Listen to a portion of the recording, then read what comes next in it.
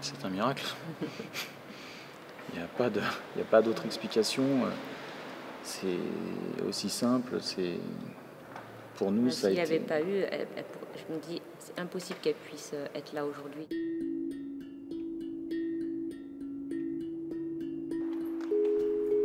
Emmanuel et Nathalie sont les parents de Mayline. En 2012, leur fille s'étouffe et après une neuvaine à Pauline Jaricot, elle survit de façon étonnante.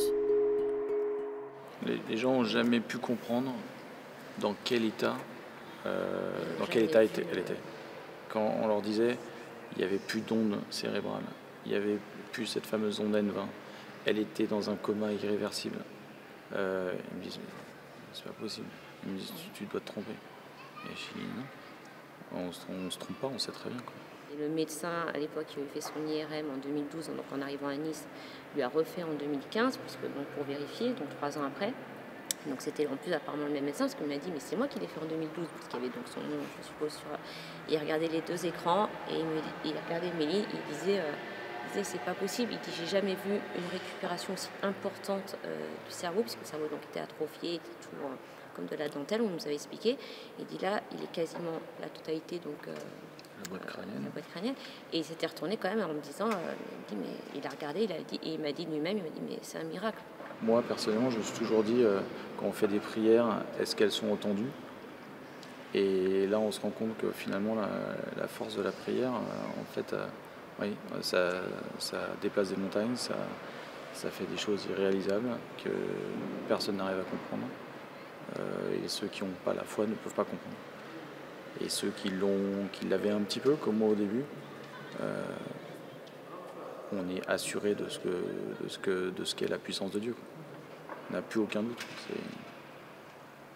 C'est le meilleur exemple, qu'il soit à proximité. Quelques années plus tard, l'Église s'intéresse à ce fait étonnant lié à l'intercession de la vénérable Pauline Jaricot. Ça a pris quelques temps, on nous a recontactés du coup l'année dernière, surtout pour nous demander d'aller à l'évêché de Nice pour prêter serment, pour être interrogé par quelqu'un qui était un juge et un procureur. Il y a 2 neurologues différents qui sont venus examiner aussi Méline, pour pas qu'il y ait de problème. Donc on ne pensait pas non plus que c'était autant officiel et procédurier et tout ça. On pensait qu'on y allait juste comme ça, qu'on allait raconter l'histoire. Mais en fait, il y avait vraiment toute une série de questions bien précises. On a été entendus séparément.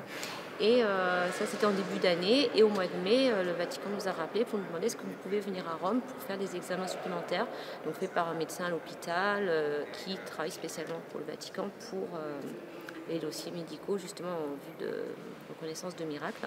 Après des années d'enquête, le 26 mai 2020, l'Église a reconnu ce miracle, ouvrant la voie à la béatification de Pauline Jaricot. Quand j'ai appris à Noël, c'est une montée d'émotions qui est énorme. C'est juste magique. Alors c'est sûr, quand je l'ai appelé, j'étais un peu en panique, mais en panique. T'avais un air... Voilà, je savais plus ce que je devais dire. Voilà, je perdais mes moyens, j'ai les larmes qui coulaient, je savais plus... voilà, je me suis dit, c'est fou. Et quand on se disait, hein, et pourquoi Méline, quoi? Pourquoi Méline, pourquoi pas d'autres, pourquoi pas... Et après on se disait aussi pourquoi tout le monde a prié autant pour qu'elle soit sauvée. Puis après ce dénouement heureux, la manière dont les choses se sont passées pour Méline, de toute façon, j'avais depuis cette neuvaine remercié quotidiennement Pauline Jaricot, Dieu et Marie en permanence. Ça faisait partie de chaque début de mes prières jusqu'à maintenant. C'est toujours le cas et je pense que de toute façon je les remercierai jusqu'à la fin de mes jours.